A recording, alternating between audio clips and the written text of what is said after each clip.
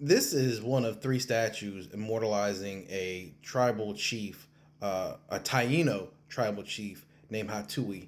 And honestly, his story is probably one of the greatest stories I've ever heard of standing on business. Hatui not only fought against the conquistadors in Haiti, right? When he found out that they were about to go to Cuba, he gathered about 400 men or so and traveled over to Cuba in a bunch of smaller boats to warn the chief over there.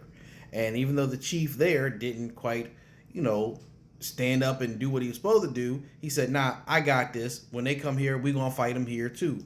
And he did.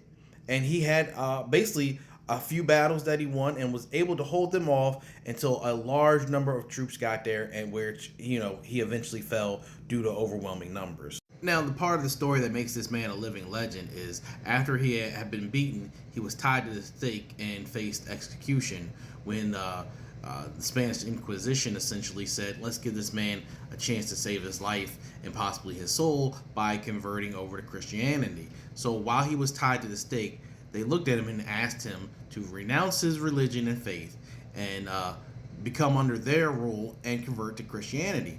He paused for a minute and asked them, would your people be in heaven? And, the Spanish Inquisition was like, yeah, our people found salvation through Jesus Christ.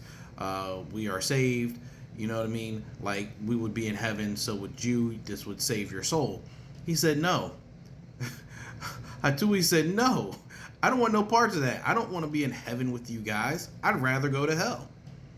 Right? He's like, you guys literally brought destruction and rape and all sorts of diseases to my people.